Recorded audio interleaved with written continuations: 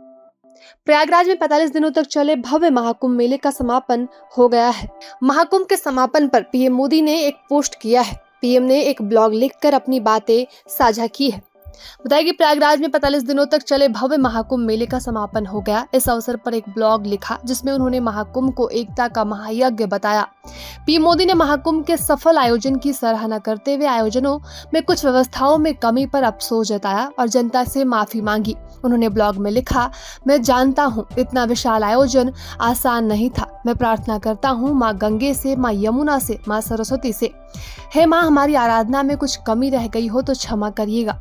और पीएम मोदी के इस बयान से स्पष्ट होता है कि उन्होंने महाकुंभ मेले की व्यवस्थाओं में हर संभव सुधार की कोशिश की, लेकिन इतने बड़े आयोजन में कुछ छोटी मोटी कमियां हो सकती है।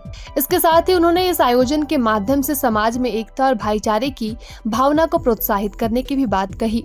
महाकुंभ मेले की समाप्ति पर पीएम मोदी ने सभी श्रद्धालुओं को आभार व्यक्त किया और इस आयोजन को एकता समृद्धि का प्रतीक बताया। पीएम मोदी ने लिखा कि एकता के महाकुंभ को सफल बनाने के लिए देशवासियों के परिश्रम, उनके प्रयास, उनके संकल्प से अभिभूत मैं 12 ज्योतिर्लिंग में से प्रथम ज्योतिर्लिंग श्री सोमनाथ के दर्शन करने जाऊंगा। मैं श्रद्धा रूपी संकल्प पुष्प को समर्पित करते हुए भारतीय के लिए प्रार्थना करूंगा। मैं कामना करूंगा कि देशवासियों में एकता की ये अविरल धारा ऐसे ही बहती रहे। और प्रयागराज का महाकुंभ आज दुनिया भर में मैनेजमेंट प्रोफेशनल्स के साथ ही प्लानिंग और पॉलिसी एक्सपर्ट्स के लिए भी रिसर्च का विषय बन गया है। आज पूरे विश्व में इस तरह के विराट आयोजन की कोई तुलना ही नहीं है। आज अपनी गौरव के साथ आगे बढ़ रहा है। प्रधानमंत्री नरेंद्र मोदी ने हाल ही में एक महत्वपूर्ण बयान दिया जिसमें उन्होंने काशी चुनाव के दौरान अपनी भावनाओं को याद किया।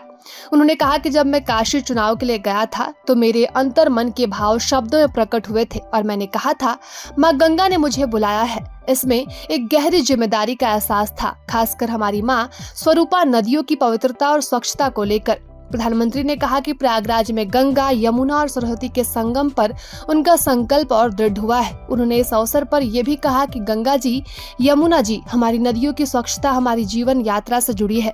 पीएम ने यह स्पष्ट किया कि हमारी जिम्मेदारी बनती है कि हम हर नदी को जीवनदायिनी माँ के रूप में सम्मान दें और उनकी स्वच्छता को सुनिश्चित करने के लिए कड़ी मेहनत करें।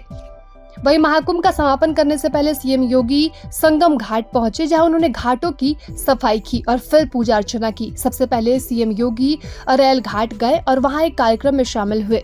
वहीं सीएम योगी आदित्यनाथ के साथ दोनों डिप्टी सीएम भी मौजूद रहे। कल महाशिवरात्रि के स्नान के साथ ही 45 दिनों से चले आ रहे महाकुंभ संपन्न हुआ, एकता का महायज्ञ संपन्न हुआ और प्रयागराज एकता के महाकुंभ में पूरे 45 दिनों तक जिस प्रकार 140 करोड़ देशवासियों की आस्था एक साथ एक समय में एक पर्व से आकर जुड़ी।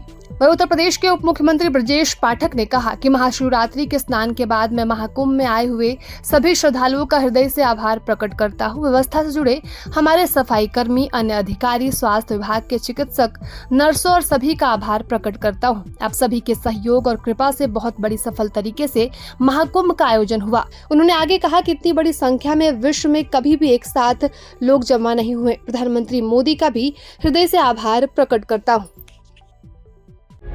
प्रभातखबर.com, विश्वास वही, रफ्तार नहीं।